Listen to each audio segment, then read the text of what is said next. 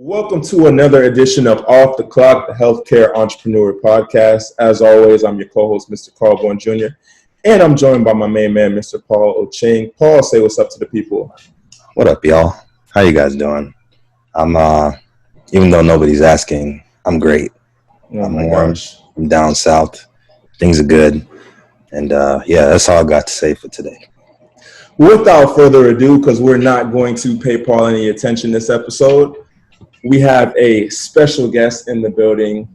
I am excited about this episode. If only y'all knew how long we've been trying to do this episode, but the right timing is everything. So without further ado, Miss Osose, how are you doing? Thank you so much for joining us. Yeah, I'm doing well. Thank you for having me and for being so patient with my crazy schedule.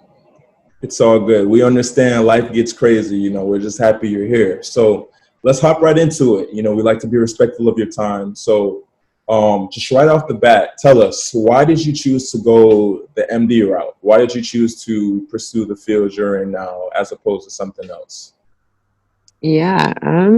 That's a loaded question. Because, if anyone out there that's listening is Nigerian, we all know how our parents raise us to be one of three things: to be a doctor, an engineer, or a lawyer. In the words of my girl Yvonne, or a disappointment. So I didn't want to be a disappointment.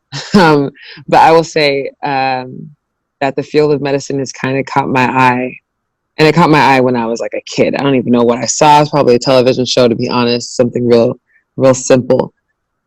But as I got older, I realized that I was just interested in the human body and how it worked. And I am a Christian. And so I think that I was always just intrigued by how God created us and how intricately he is just a part of life. And so I think that was just another way that I just envisioned what my impact on medicine would be, that I was just honestly learning about another one of God's creation, and one of the best creation, I think, in my opinion.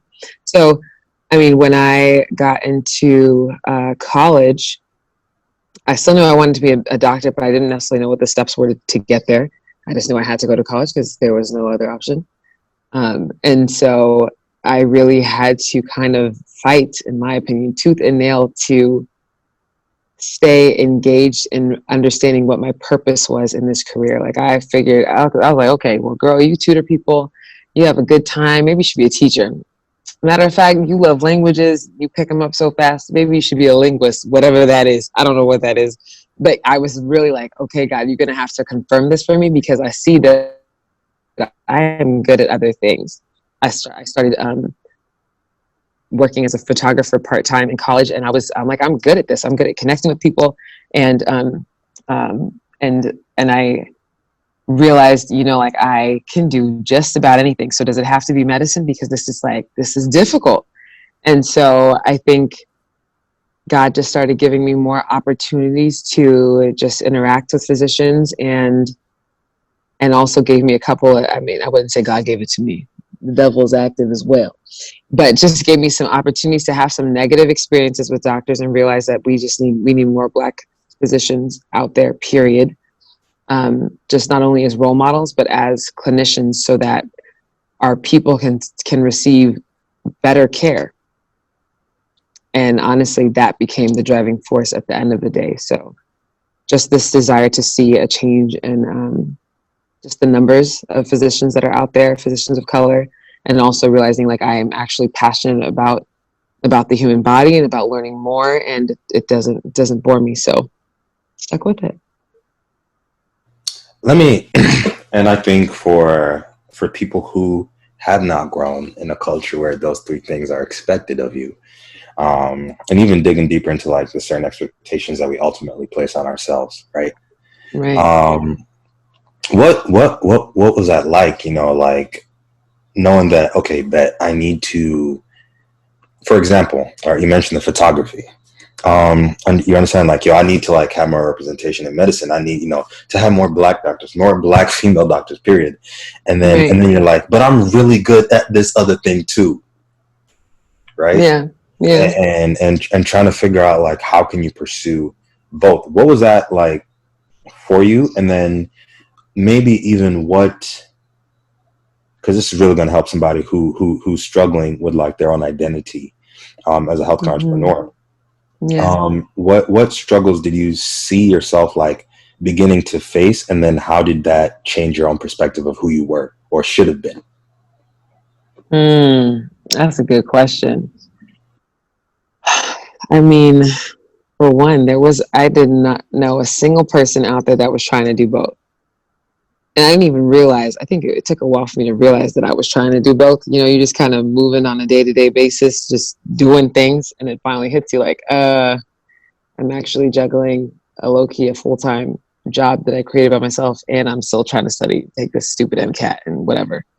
So I think it kind of dawned on me over time. And I think what was really helpful was that I had friends that saw it before I did, that saw that what I could be before I did, and really supported me in, I guess, taking the leap, because there was no one that I knew or that I could see if I Googled people or whatever. Instagram was just like budding at the time, but that was a creative in medicine, right? Because that's the term I've given it at this point. But I didn't know anyone that was doing both. People were just like solely focused on medicine, like studying all the time, like eat, breathe, whatever. But I was really out here pursuing things that made me happy. Like I didn't want to be doing anything that I felt whatever didn't make me want to wake up in the morning and like pursue it. I didn't want to live that kind of a lifestyle. So I think in this country, people kind of work to die. And I'm not about that life. And I don't think I've ever been. I've been one to enjoy life. My dad used to describe me that I'd be sitting in the corner just like singing and playing with my hands, whatever. If I can't sing, if I can't vibe, if it's not good, you know what I'm saying? Why object to myself to sadness and despair? So I think I was very, very much just trying to find things that brought me joy, and photography was one of those things. Medicine is one of the things that is like it's delayed gratification. And so by doing both, I think I was also able to keep myself happy in places where others wouldn't be. In regards to like my parents and stuff, they were not about that life. They thought I was distracting myself at every turn. Why this hobby? Why are you doing this? Why can't you just study? You'd be in medical school by this point if you hadn't been just going jigida, just everywhere, just saying hello, always talking to people. I was like, oh my God. But did I ask you for rent though? When was the last time you gave me any money? When was the last time I asked you for anything? 5 years ago? Oh, can you please put two and two together? Like that struggle with my parents and like getting them to see like this is me. I am both of these things and I can be both of these things. I wouldn't say it's no longer an ongoing process, because I think once I got into medical school, they were already getting to the point where they were like, dang, she just flew to Paris. She didn't pay for it. You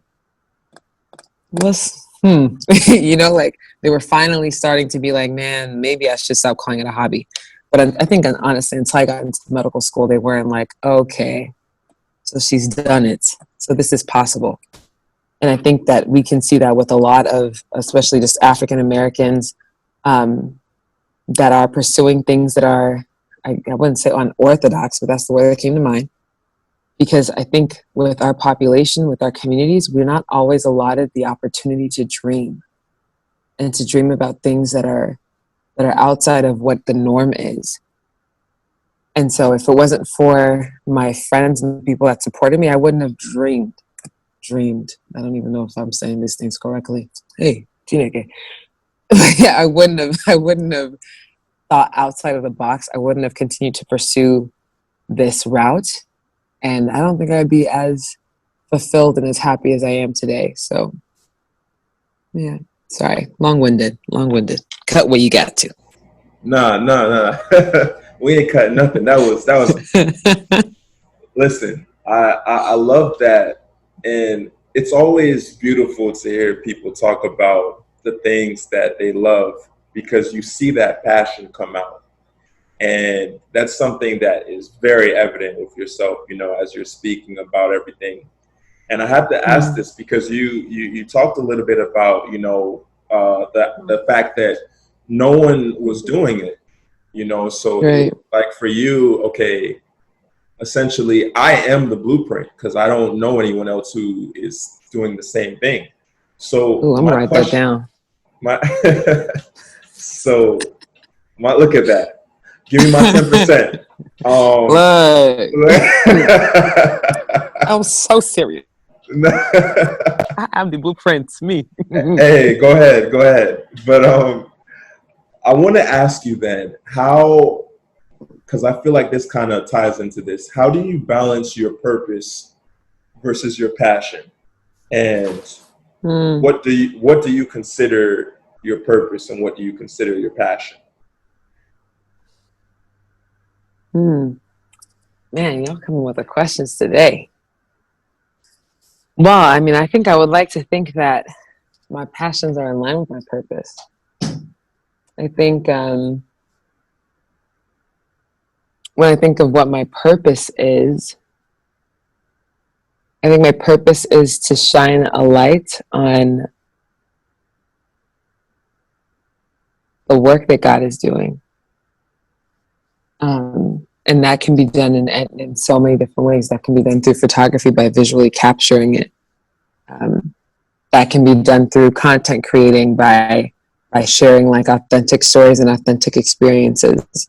That can be done in medicine by being there for a patient and by treating them and by using all of the skills and the talent that God has bestowed on you to do so. You know what I'm saying? So, I mean, purpose fuels passion. They're both, I don't see them as separate things. I think it's like this goal, I think, for me to live a purpose-driven life. So the passions that I have for photography or medicine, those are all vehicles to fulfill the purpose. I'm out here giving quotes. No, for real. Somebody better quote me. I am writing. I'm like, oh, I did not the same thing. Oh, okay. Shoot. Let me hit you with this one. Just because I think for me, even that realization, it's something that I've had to come to. Because for so long I used to struggle just with like my identity in a professional sense versus like what I wanted to do, and then just like even letting go. Because I could tell you, I identify with just like even seeing like what podcasting has allowed us to do. Where 5-10 years ago, like if I was like, yeah, we have people would just be like, what? Yeah. Like, what is that? Where are you running with that? And I think, ultimately just with the world changing, the ability to impact has also shifted. I think back when like, say people got, you were impacted if you read like the medical journal or you went to see a primary and they told you some stuff, and then you could like maybe Google it and go down that rabbit hole, whatever. But then for even growing up, I think, and maybe it was like this for you, and this is why I appreciate the fact that you're out here doing the thing, is that like my even perception of what medicine is. I think for many, even my friends, many of my homies that are in med school, like their perception of what medicine is and what it should be, right? I never been in med school, so I don't quote me on this, and nobody, ostracize me for coming at y'all. But I just think a lot of y'all are too stressed beyond what you should be stressed with. And so I have to ask, like, because understanding the platform you have and the ability you've been given to speak and do stuff that other people pay attention to, right? I'm sure there's a subset of people that it don't matter. You breathe and they're like, I'm here. If they're I don't know. So like I do have to ask, like, what is it even like to be in medicine as an online influencer? I don't like that word. Okay, what word do you like? Teach us. I don't know. I'm just trying to going figure it out. knowledge. I just know that word makes me feel sick inside. Who said you should call somebody an influencer and pay them for it? Everybody has influence. Okay. Let me ask you this. Let me rephrase it. right? Because somebody now, all you fans are about to come at us. How dare you? Nah. How dare you? All right, so let me ask it this way. What's it like to practice or to be in medicine as who you are right now with the platform that you have? See what I did there? I see what you did there. See what I did there? What's that like? I mean, I think it's, times are changing. So the crazy thing is there are a lot of the, I'll call them old heads, because if they hear me say this on there, they're going to be like, you just talking about me? I'm an old head. But there are older people that are now like advocating, like, yo, you need to be on social media. Social media is a perfect space for advocacy. It's a perfect space for mentorship and pipeline work and all of that. And I agree. And I think my social media kind of growth, I don't have I never know how to pronounce this word. Is it niche? Don't ask me. Tomato. Yeah. Tomato. Y'all get what I'm saying. Yeah. But I don't have that. I want to do it all, whatever that is. There's no like limits. And so I think when it comes to like who follows me on social media, I think a lot of people are learning so much because I share about everything. So maybe you're only following me for pre-med stuff. You get exposed to creative stuff. You get exposed to social injustice stuff. You get exposed to travel. You get exposed to life, a life that you never knew you probably could have. So I think when that interfaces with medicine, I think the main thing that people tend to talk to me about is my photography, and the photography that I've been able to do as of late has been more so. I think I call myself a storyteller now. I'm not over here shooting weddings and graduations and things like that anymore. I'm a little bit more purpose driven on what I'm doing now. And I think the main thing that happens whenever that the medical field and social media and stuff cross paths are conversations fueled by like, whoa, I love your work. I agree about representation, because I've been sharing more of those stories lately. And I think that it also kind of opens up people to knowing that there's life outside of medicine. I think that's another conversation that I tend to have a lot, is like, dang, how do you do all of those things and you do this too? Like, how can I do that? Because my life is consumed with studying and consumed with this and this and this. I don't even know how you have time. Do you sleep? Me, I sleep. No one will take my sleep from me. So, you know what I'm saying? So it's like the questions that people are asking me are like, how can I get some balance in my life? Because it seems like you do a lot of things. I don't know if it's actually balanced, but it seems like you're happy. So I think social media for me it's been a conversation starter. It's been, it's opened doors, even within medicine, that I didn't know it could open. I'm about to apply to residency. I know they're looking at my social media and they're like, ooh, she's well-rounded. Let's get her. Give me that bag. Secure the bag, 2020, baby. So there's a lot of opportunities. I think people gotta wake up. Social media is connecting folk these days, getting you jobs and everything. So, Yo, you're a comedian. Am I? You are. So let me ask you, with that being said, you also are very involved in general in terms of the medical field. I know you just got a position with SNMA, and so I want to ask you, like, what made you run for the position for the Student National Medical Association, and how does that position tie into your overall vision for yourself? Yeah. So, first and foremost, SNMA has been around for almost 60 years. And the reason why it was created was to be a safe space, and a resource for current and future underrepresented minority communities, or minority medical students, and to focus on the needs of underserved communities, because that's the tendency of like where those kind of people groups come from. They tend to come from underserved communities.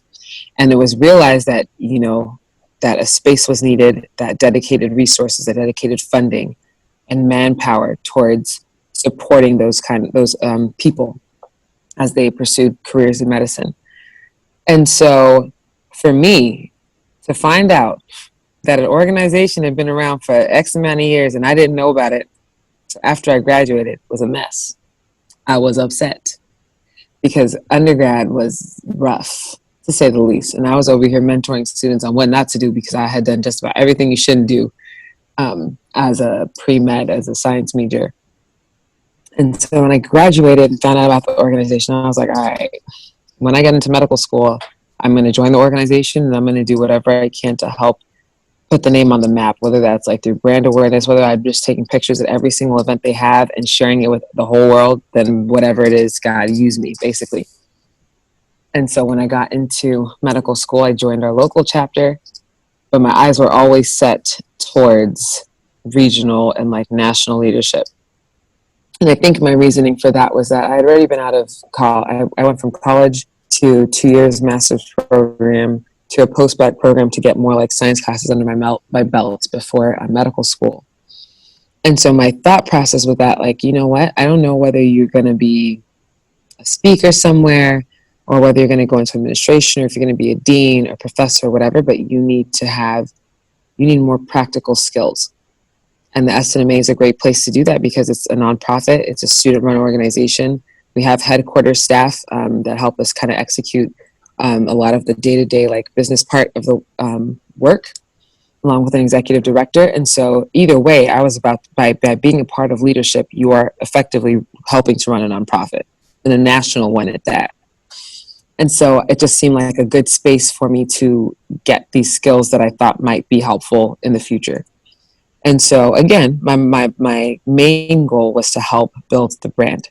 So when I finally did apply for a national board position, I applied for the external affairs co-chair for their committee, which is basically just to help with like building the brand, helps with external partnerships, those kind of things.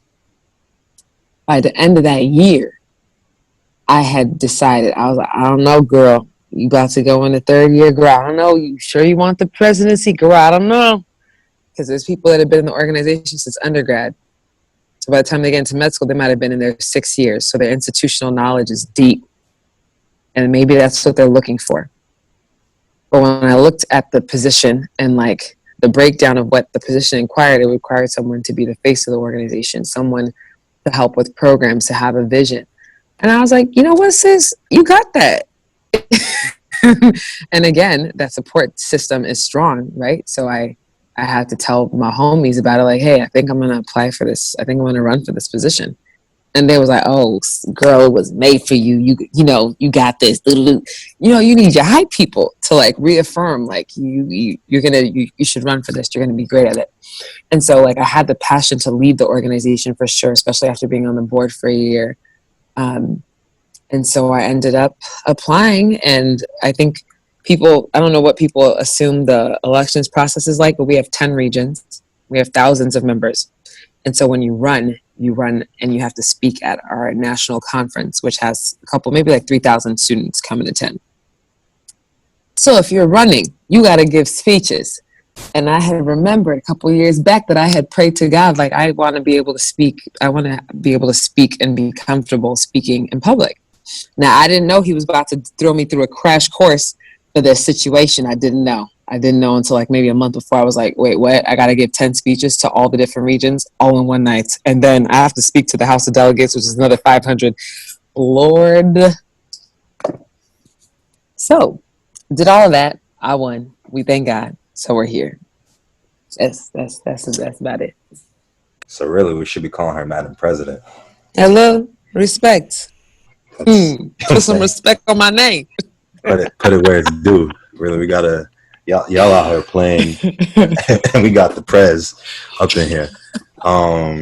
Let me kind of bring this. Well, let me wrap it up with this one, at least with my questions. And I think what the people really need to know and what's really gonna stand out is kind of getting a better understanding of your hashtag Stand Strong 2120.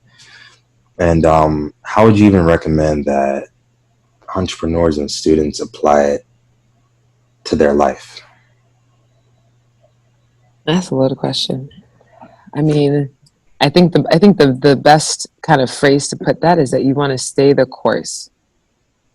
Whatever you feel like your purpose is, whatever your goals are, keep your eyes on the prize, because right now I feel like we're going through a pandemic, we're going through police brutality. There's so many things that will now come and try to tap into your energy source, right? So you have to figure out what is the best way for me to still maintain my course, because what I'm doing, the work that I'm doing, it's still needed, and I'm still needed within this lane. So I think, especially now, it's really important to just be really reflective about where you are putting your energy and making sure that you are also pouring back into your own cup so that you have stuff to give. Because I will say that, this year has been, I would say the last couple of months, last 2-3 months have been really tough. And I had to just, the past 3 weeks actually, just pause and take a break and reset, because I had started just giving here, giving there, trying to help people organize for this and that and the third. At the time that I had been so protective over, in terms of like making sure I was intentional with my self-care practices, had just disappeared, and I didn't even notice when it happened. And so in order for you to stand strong, in order for you to stay the course, you have to make sure that you are feeding yourself. Otherwise, you will not be productive. You will not produce fruit. So, I think that's the number one thing that it becomes even more relevant in times of crisis, but that's something that's important on a day-to-day basis. Yeah. So I got 2 more questions to wrap up. So the first question I have for you, on another note, what has it been like being able to have like a partnership with the brand like Figs? Like, what has it been like representing them? How did that come into play? Yeah. So, when we think about this content creator game, I feel like people have been pushing me in there, and I keep trying to duck and dodge and hide. I'm trying to be the one taking the pictures, but people want me in the pictures. So, I will say there's still some tension there as I try to navigate that situation. But I will say Figs found me just from me posting my regular life on Instagram. That's why I'm telling people, don't sleep on social media, y'all. It could change your life. And so, they found me through there, reached out to me to send me some of their scrubs. And the truth was that I had their scrubs in a cart, but that joint was like $100 or something that I didn't have. And I was like, Lord, that these scrubs are good, because my sister had bought them. I'm tall and thick, and they cover all the bases. And I was like, Jesus, I've already spent money. I can't return those scrubs at this point. So I'm like, God, you're gonna need to provide. Tell someone, put me on somebody's heart, let them send me $100, you know what I'm saying? So I get this one little pair real quick so I can look fire in the hospital. And instead, God sent me Figs. So they just DM me like, hey, we love your stuff, girl. Can we send you 2 pairs of scrubs? I was like, let me delete this cart. Jesus, when I tell you, you hear me when I call. So that's kind of how it started. And honestly, it's been such a great experience, just like growing with them. They're very open to hearing my ideas and things of that nature. And I think it's very important, like just moving forward, even for myself, to always look at brands and look at their mission. What do they say they're about, and are they actually about it? Do their actions match what they say? Because especially now, there's so much performative responses coming out because of like police brutality and things like that. People or brands wanting to act as if they care about diversity, if they care about policy change and those kind of things. And ain't nobody got time for the fakeness. You ain't got to front. You ain't got to front. You can't kick it though, but you ain't got to front either. You know what I'm saying? And so I think the one thing that really stood out about Figs was that even when I met some of the people on the team in person, they are very, very much focused on that mission.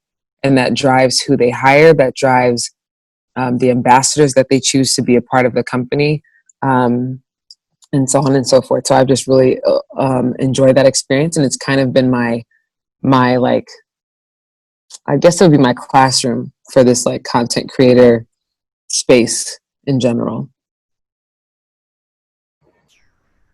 Last question I have for you.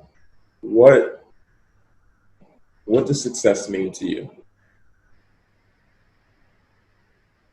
I don't know why y'all gotta do this to me. I gotta end on this. Okay. What does success mean to me?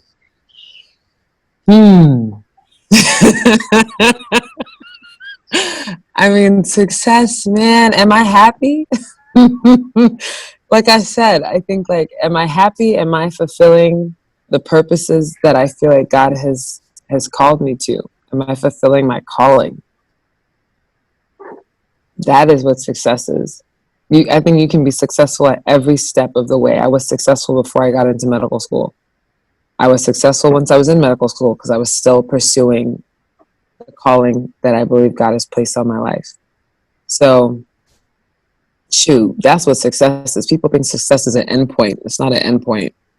It's like, it's a step by step journey, and you can be successful every day. Every day. Right now, I've shifted my like view on success, and my success is that every day from 1 to 2 hours, I do something that brings me joy. Because for like the past 2 months, I think I was doing some things, but I wasn't doing enough, and it started to wear and tear on my body and on my spirit. And I was like, oh, no. I got myself a coach, shared all my life, and she was like, okay, this needs to be your goal. So that is now my goal. That is now my thermometer for success. Am I doing this one thing for myself so that I can continue to show up? So yeah, success is there is no end point to success. Success is, am I showing up for myself? Am I pursuing the purpose that God has called for me? And am I happy? Not happy. Happy is fleeting. Remove that. Delete that. Do I have joy? Joy. Okay, that's it. That's the one. And I think that's the one that a lot of people too need to take away from that.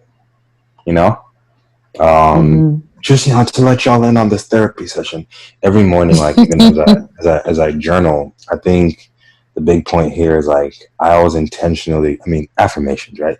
But I always write like I am joyful because I understand like you can be joyful and pissed, you can be joyful and upset, you can be joyful and feeling down, and it's contradictory. You can be joyful and still feel like things are not working out the way they are, but you're choosing. And that's the key. And I love the fact that you define success like that. Because I just know a ton of people are just always chasing that. Am I happy? Do I feel good? Am I making the world a better place? And it's like, yo, like, I said it yesterday to my girlfriend, but it's like, we almost have to become content with being happier than we think we deserve. And success, the way you defined it, that's on point. So thank you for sharing that. I just had to kind of piggyback on that a little bit because I know somebody's going to take that, make it into a quote, and then I'm going to be like, the back end of this. I also want to add. No, I'm playing. Real talk. Thank you for sharing that. No problem.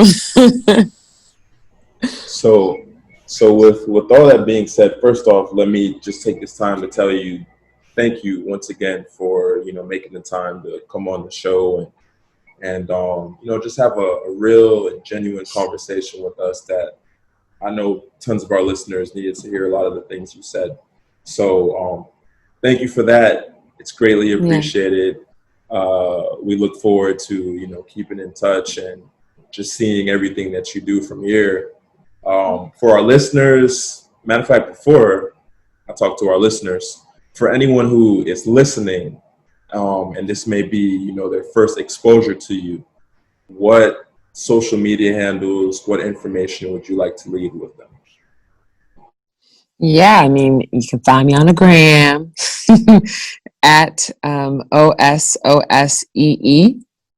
That's on Instagram, and that's also how you can find me on YouTube. I'm dabbling in there a little bit.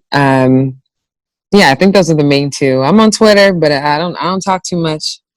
I'm still I don't even know what it's called, a baby tweeter. I don't know. I don't know what the word might be, but I made it up. Don't crucify me for this one. But I don't know what it's called. But I'm on Twitter too. It's just my first and last name, OSOSE Oboh on Twitter, and that's also my website. You can check that out too. We might have to Urban Dictionary that one because I'm not sure what you call it either. I made it up. I don't know. And now it's trending. Watch. Oh. Please don't let that trend. But for our listeners, guys, as always, we love you. We appreciate you. If you got value from this episode, share, subscribe, leave us a rating, a 5-star rating, might I add. And we appreciate you guys for all the support, all the messages me and Paul get. That's part of the reason why we keep doing this week in and week out. And until next time, peace and many blessings.